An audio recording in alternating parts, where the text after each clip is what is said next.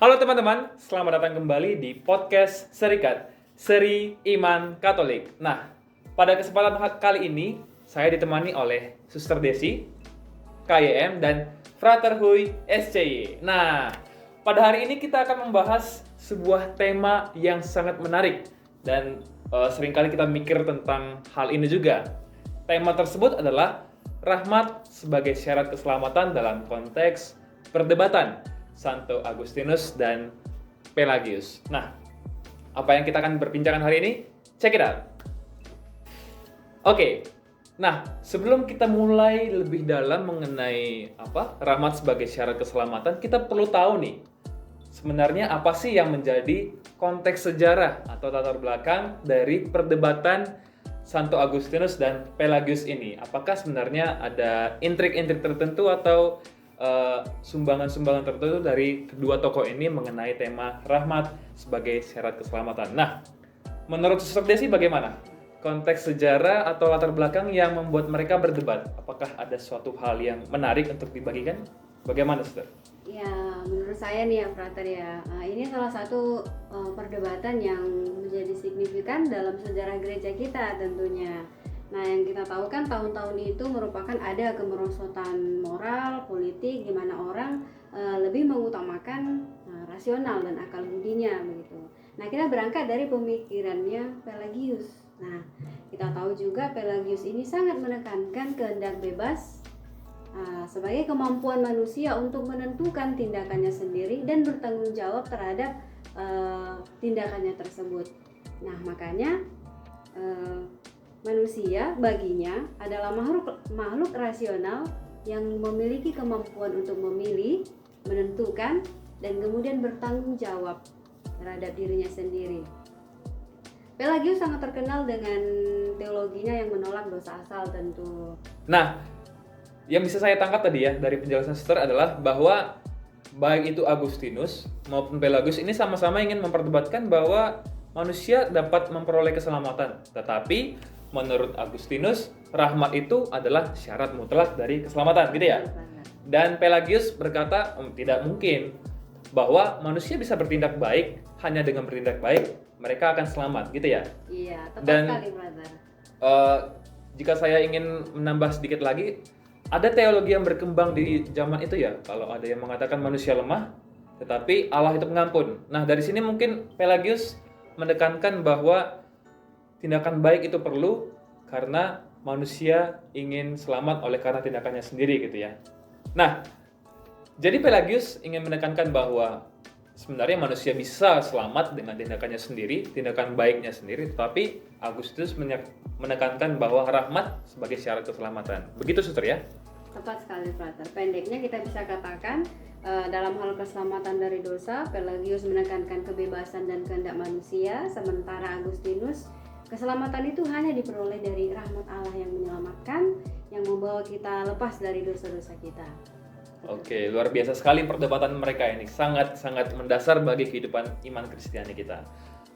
Oke, bagian yang selanjutnya, saya ingin bertanya pada Frater Huy. Sebenarnya, apa yang menjadi dasar bagi Agustinus untuk menekankan bahwa rahmat itu mutlak untuk keselamatan? Apakah ada dasar-dasar yang barangkali bisa kita sadari bersama, kita bagi bersama dalam konteks perdebatan ini? Bagaimana, Frater Huy? Nah, pertama kita harus tanya Santo Agustinus itu efek dari siapa? Santo Agustinus itu diefek oleh pengalaman dan teologi dari Santo Paulus tentang kedosaan manusia. Menurut dia, semua manusia itu lahir dalam keadaan berdosa. Why? Kenapa? Karena Adam, manusia yang pertama, bapak manusia itu jatuh ke dalam dosa. Maka kita manusia, keturunannya berdosa juga. Karena kita mewarisi dosa dari dia. Inilah dosa asal. Maka manusia kita mudah jatuh ke dalam dosa. Sesudah berdosa, manusia kita tinggal jauh dari Tuhan. ini membuat kita tidak akan keselamatan. Jadi manusia kita membutuhkan campur tangan Allah yang menuntun manusia yang paling berdosa. Tuhan Allah kita yang penuh cinta kasih, Dia tidak mau melihat manusia itu jatuh berdosa dalam dosa yang akan membuat manusia itu mati selama-lamanya. Itu. Maka Dia mencurahkan rahmat Allah kepada manusia untuk menggerakkan manusia kembali relationship dengan Allah kita. Rahmat memampukan kita untuk bertobat dan membuat kebaikan yang mendatangkan keselamatan. Tanpa rahmat, manusia tidak dapat berbuat apa-apa dirinya dan keselamatannya itu. Aku ingat di Injil Yohanes, Yesus berkata bahwa tanpa aku, kamu tidak dapat buat apa-apa. Ini menunjuk bahwa rahmat adalah pondasi kebajikan Allah mencurahkan kasih-Nya dalam hati manusia sebagai anugerah, sehingga manusia dapat merasakan cinta dari Tuhan. Ya, rahmat itulah yang tergenapi dalam diri Yesus Kristus yang membawa penebusan bagi dosa manusia dan menjamin keselamatan. Ya, menjamin keselamatan manusia oleh karena Yesus Kristus tadi ya, Frater ya. Ya, Frater Huy. Jadi kalau kita bisa melihat bersama bahwa rahmat itu dalam pandangan Agustinus berarti semacam penggerak ya, semacam mesin untuk menggerakkan manusia untuk bertindak baik. Begitu ya, Frater ya? Betul sekali.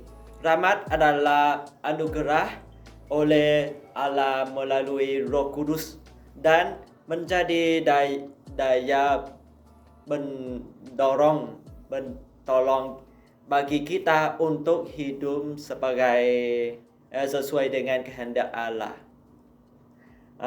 Tambahnya kita seperti mencoba menyalakan lampu tambah bahan bakar itu. Ya. Seperti harus ada minyak untuk menghidupkan api gitu ya. Tapi tidak gitu. Ya, kalau tidak ada minyak tidak ada apinya gitu ya. Oke.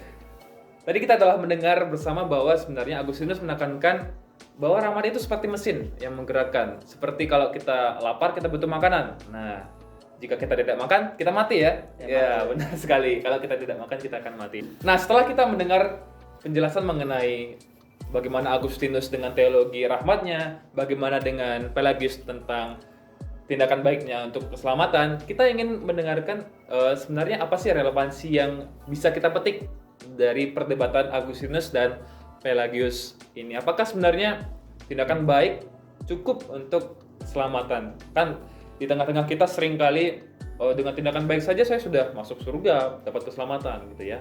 Oke, bagaimana dengan tanggapan ini, Suster Desi? Nah, di sini justru kadang-kadang kita keliru, Frater. Karena tadi seperti yang dikatakan Frater Huy bahwa rahmat itu kan pendorong.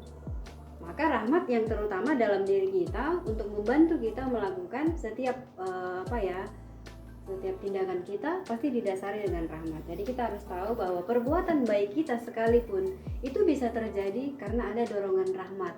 Nah, mengutip kata-kata Santo Paulus, nah, kita itu tidak bisa istilahnya mengumpulkan poin-poin kebaikan, keselamatan. Seperti poin kuliah gitu ya. Nah, iya. Nanti tambah poin umum. Keselamatan itu pertama-tama harus kita sadari sebagai pemberian yang cuma-cuma dari Tuhan yang memampukan kita untuk bertindak baik dan kemudian memperoleh keselamatan. Nah, namun perlu diingat, nah, kendati rahmat itu dianugerahkan sebagai jaminan keselamatan kita, ya bukan berarti hal ini membuat kita menjadi malas-malasan. Istilahnya tuh ada rahmat. Nah, tapi perlu juga kita didorong dengan Nah, rahmat itu menggerakkan kita pertama-tama untuk berbuat baik. Jadi jangan berpikir, toh ada rahmat, ya udahlah bermalas-malasan aja, toh saya akan diselamatkan. Nah, enggak, bukan seperti itu konsepnya. Tetapi rahmat itu menggerakkan dari dalam hati kita untuk berbuat baik demi keselamatan kita. Gitu, brother. Nah, tepat sekali, Suster Desi. Nah, saya ingin menegaskan sekali lagi. Berarti kita tidak hanya diam dan membiarkan Tuhan itu memberikan rahmat begitu saja gitu ya? Iya benar. Ini yang namanya sebuah sinergi ya, bahwa ada kerjasama antara rahmat Allah dan kehendak bebas manusia untuk berbuat baik demi keselamatan. Oh, berarti bahwa ada iman, ada tindakan ya. Tanpa tindakan, iman itu mati. Nah, gitu. Tanpa perbuatan baik tidak ada iman di situ. Nah, tepat sekali jawaban dari Suster Desi. Nah, sebelum kita menutup podcast pada hari ini, saya ingin mendengar satu jawaban dari Frater Hui mengenai apakah kalau kita telah menerima rahmat begitu hebatnya, mengapa masih ada orang yang tidak dapat menerima rahmat seperti itu? Bagaimana, Frater Hui? Itu pertanyaan itu sangat bagus dan dalam untuk saya untuk refleksi ya. Di Vietnam itu kami ada lagu untuk para umat Katolik ya, tentang Hồng ân Chúa như mưa rơi xuống đời con miên man. Apa artinya ya? Ini di Vietnam itu kata itu artinya rahmat itu dari Tuhan sebagai hujan. Sebagai hujan. Ya, maka semua manusia itu akan dapat hujan, dapat berkat artinya. Berkat ya. Ya, berkat dari Tuhan. Maka untuk dapat keselamatan itu sangat mudah. Karena kita akan yang harus setia dan taat dan mendengarkan Tuhan itu dan sebagai kerja bersama dengan Tuhan. Maka tapi dari kata dari sister, banyak orang ini mereka berpikir manusia itu akan mampu untuk keselamatan diri sendiri. Itu memang mereka sangat rasanya sombong karena mereka akan selamatan diri sendiri. Itu masuk saya itu adalah Tuhan selalu kasih kita berkat dan Tuhan menunggu kita jawaban kita untuk dapat keselamatan. Seperti kata Santo Agustin tentang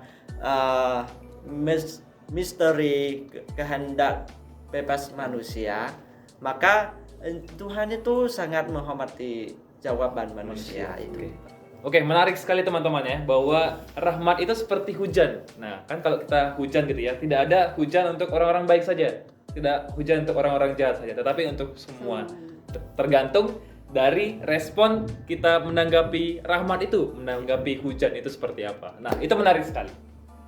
Oke, kita telah sampai di penghujung podcast kita pada kali ini. Saya ingin menutup podcast ini dengan kata-kata dari Santo Agustinus. Sine gratia Dei, nihil bonum agitur, yang artinya tanpa rahmat Tuhan kita tidak bisa melakukan apapun. Nah, jangan pernah lupa rahmat Tuhan itu selalu datang pada kita, selalu menerima kita dengan apa adanya, dan kita hanya perlu beriman, hanya perlu menanggapinya dengan tindakan-tindakan baik yang kita lakukan setiap harinya. Oke, begitu saja podcast kali ini. Terima kasih dan sampai jumpa. Bye-bye.